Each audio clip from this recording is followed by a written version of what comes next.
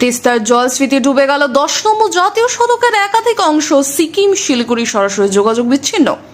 উত্তরবঙ্গ সিকিমে অবিরাম বর্ষণের জেরে ভয়াবহ জলস্ফীতি ঘটেছে তিস্তা নদীতে, যার জেরে গতকাল রাত থেকে শিলিগুড়ি সিকিম সংযোগকারী 10 নম্বর জাতীয় সড়কের একাধিক অংশ তিস্তার জলে তলিয়ে গেছে। তিস্তা বাজার ছাড়াও 29 মাইল সংলগ্ন এলাকাতেও জাতীয় সড়ক জলমগ্ন হয়ে পড়ে। ফলে শিলিগুড়ি থেকে সিকিম ও কালিম্পং এবং কালিম্পং সিকিম থেকে শিলিগুড়ি সরাসরি সড়ক যোগাযোগ সম্পূর্ণ বিচ্ছিন্ন হয়ে পড়ছে। গতকাল সকাল থেকেই উত্তর সিকিমে টানা ভারী বৃষ্টিপাতের কারণে তিস্তার জলস্ফীতি আশঙ্কাজনকভাবে বৃদ্ধি পায়। পরিস্থিতির গুরুত্ব বুঝে গতকাল রাতেই কালিম্পং জেলা পুলিশের তরফে মাইকিং করে মল্লি, তিস্তা বাজার, রম্ভি ও 29 নম্বর মাইল এলাকার বাসিন্দাদের সতর্ক করে দেওয়া হয়।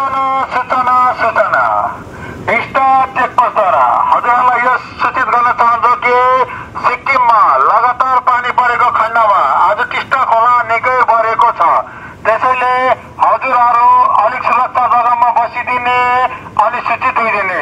अनि यो हाम्रो दार्जिलिङ रोड टिस्टा खोला टिस्टा पुलमुनि निकै पानी बढेको खण्डमा वाहनहरूलाई अनुरोध। তিস্তার জলস্ফীতির কারণে 10 নম্বর জাতীয় সড়কে বহু ছোট ও বড় গাড়ি আটকে পড়েছে। যতক্ষণ না জলস্তর নামছে ততক্ষণ এই সমস্ত গাড়ি নিজের গন্তব্যস্থলে পৌঁছাতে পারবে না বলেই আশঙ্কা।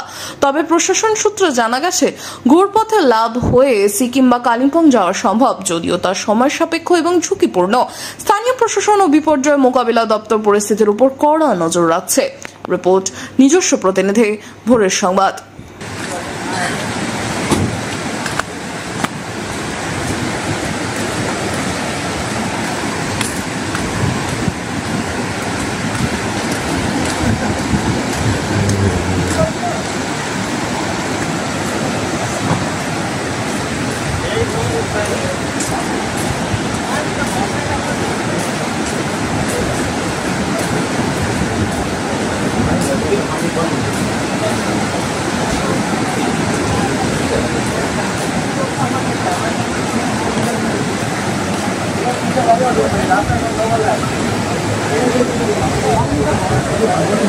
Gracias.